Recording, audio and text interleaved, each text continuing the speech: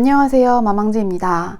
오늘은 제가 구입한 책을 소개하는 북하울 영상으로 찾아왔습니다. 이번에 알라딘에서 2권, 예스24에서 종이책 4권이랑 전자책 1권을 구입했어요. 그럼 하나씩 소개할게요. 먼저 오은영 박사의 어떻게 말해줘야 할까입니다. 제가 그 TV 프로그램 금쪽 같은 내 새끼를 초반에는 좀 열심히 봤었거든요. 근데 매번 좀 볼 때마다 울음이 터지다 보니까 감정적으로 조금 힘들어서 중단을 했다가 요즘에 다시 관심이 생겨가지고 넷플릭스로 계속 정주행하고 있습니다. 여전히 매번 울고 있지만요. 아무튼 오은영 박사님의 명성은 잘 알고 있지만 그분이 나오는 프로그램의 애청자가 되어본 것은 처음이거든요. 그래서 책도 같이 읽어보면 좋겠다고 생각해서 구입했어요. 제목에서도 알 수 있듯이 아이와 대화하는 방식에 대한 내용이고요. 책 안에를 살펴보면 이렇게 예시가 있어서 소리 내어서 읽어보도록 제안하고 있고요. 전체적으로 현장에서 바로 적용할 수 있도록 좀 도움을 주는 그런 실전서 같은 느낌이에요. 근데 이게 부모 자식 간의 대화를 넘어서 사람 대 사람의 대화에 적용하기에도 좋아 보이더라고요. 좀 진심 어린 또 따뜻한 말을 잘 전달할 수 있는 방법을 배울 수 있을 것 같아요. 다음은 이사카 코타로의 시소몬스터입니다. 제가 이 작가 때문에 소설에 완전히 빠지게 되었다고 봐도 무방하거든요. 엔터테인먼트 소설의 제왕이라고도 불리는데 재미뿐만 아니라 나오는 대사들도 좋고 내용도 되게 신선한 게 많아서 계속해서 저의 마음 한구석에 늘 애정하는 작가로 존재하고 있습니다.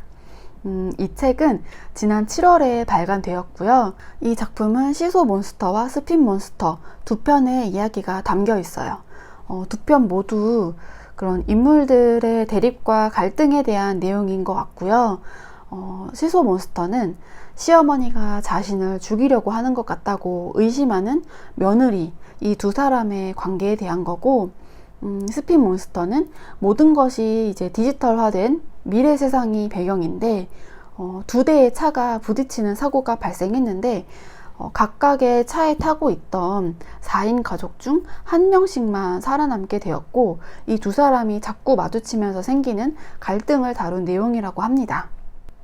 이런 갈등 문제를 가지고 화해와 이해, 균형에 관해서 풀어내는 것 같고 좀 이렇게 가볍지 않은 주제이지만 상당히 경쾌한 리듬감이 느껴지는 소설이라고 하더라고요.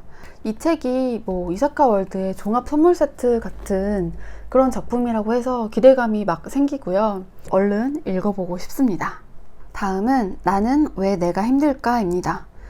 이 책은 인문학 쪽에서 구경을 하다가 사게 된 책이고요.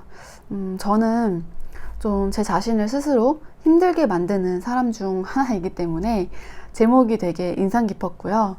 진짜 나는 왜 내가 힘든지 궁금해서 이 책의 도움을 좀 받아보고자 사게 됐습니다.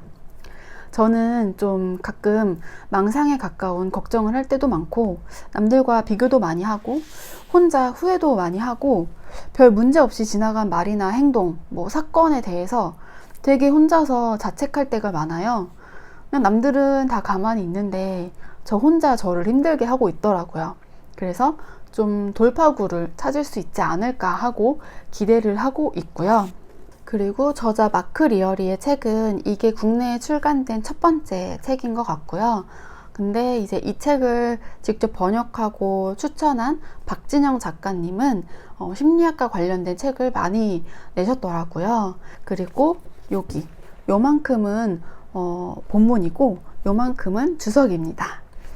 어쨌든 이 책이 저에게 좀 도움이 됐으면 하는 바람으로 기대하고 있습니다. 다음은 미드나잇 라이브러리입니다. 이 책은 엄청 유명하죠.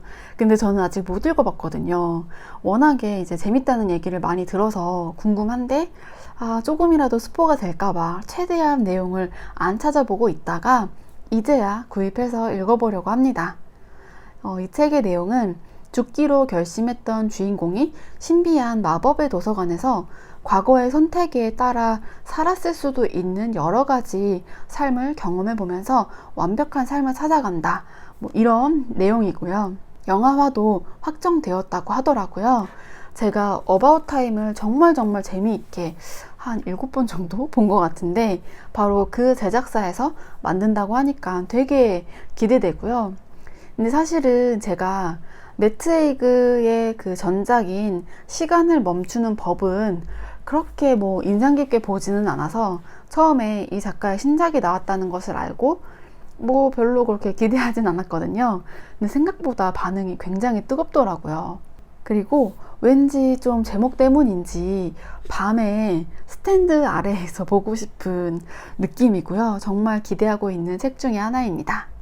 다음은 다윈 영의 악의 기원입니다. 이 책은 제가 박지리 작가님의 매너를 소개하면서 언급했던 책인데 드디어 구입했습니다.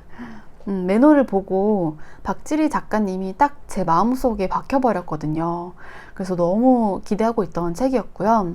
그리고 이 책은 뮤지컬로도 제작되었고 책의 평점을 살짝만 봤는데도 칭찬이 되게 많더라고요. 작품성이 정말 괜찮은 책인 것 같고요. 근데 이게 종이책은 무려 856쪽이거든요. 너무 이제 두꺼운 벽돌이라서 저는 전자책으로 구입했습니다. 이 책의 내용은 1부터 9지구까지 어떤 권력이나 계층에 따라서 구획된 사회를 배경으로 하고 있대요. 우선 주인공인 다윈 영이 있고요. 그의 할아버지부터 본인까지 3대에 걸쳐서 어떤 큰 사건을 겪는다고 해요.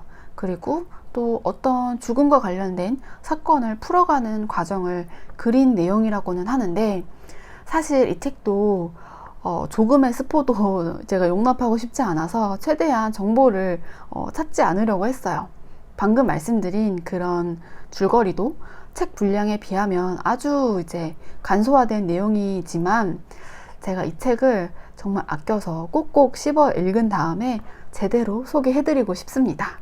이번에 산 책들 중에서 가장 첫 번째로 읽을 예정입니다. 다음 책은 다정한 것이 살아남는다 입니다. 사실 제가 요즘 너무 소설만 많이 읽는 것 같아서 이제 다른 분야도 읽기 위해서 고른 책이에요. 이 책을 소개하는 멘트 중에 적자 생존은 틀렸다. 진화의 승자는 최적자가 아니라 다정한 자였다. 라는 말이 되게 반전이면서도 묘하게 희망적이어서 흥미를 갖게 됐어요. 그러니까 생존의 필수 요소는 친화력임을 주장하는 책인데요. 이를 뒷받침하는 내용으로는 개는 개체수가 계속해서 늘어만 가는데 늑대는 왜 멸종 위기에 처한 것인지, 또 신체적으로 우월한 네안데르탈인이 아닌 호모사피엔스가 생존의 승자가 된 까닭에 대해서 언급하는 것 같아요. 그리고 그렇게 진화해온 우리는 앞으로 다정함을 가지고 비인간화와 혐오가 넘치는 이 시대에서 다시 한번 생존할 수 있다고 희망을 주는 그런 내용인 것 같습니다. 뭐 흥미로운 주제이기도 하고 좀 어렵지 않게 읽을 수 있을 것 같아서 골라봤고요. 그리고 보시면 여기가 본문이고요. 나머지는 참고문헌하고 주석입니다. 그리고 여기 이제 띠지가 없는 게 맞겠죠? 왠지 조금 허전하네요. 아무튼 이 시대에 좀 도움이 될 만한 책이기를 바라면서 읽어보도록 하겠습니다. 마지막으로 모험의 나라, 이거는 컬러링 북인데요. 그냥 갑자기 가만히 집중할 수 있는 뭔가를 좀 하고 싶어서 컬러링 북을 하나 샀어요. 집에 물론 다른 컬러링 북도 있지만 또 사는 거죠 뭐. 아무튼 이번에는 좀 완북을 해볼 생각입니다. 이거는 이제 한참 컬러링 북이 유행했을 때 그때 가장 유명했던 비밀의 정원 작가의 그림이에요. 비밀의 정원 이후로도 뭐 정글이나 바다, 숲, 꽃 뭐 이런 것들을 계속해서 출시했던 것 같은데 모험의 나라는 올해에 출간된 신간이고요. 책을 이제 뭐 오디오북이나 뭐 TTS 이런 걸로 들으면서 색칠을 하면서 그런 식으로 뭔가 조용한 시간을 한번 보내보려고 합니다. 네, 오늘은 이렇게 제가 이번에 구입한 책들을 가지고 북하울 영상을 준비해 봤는데요.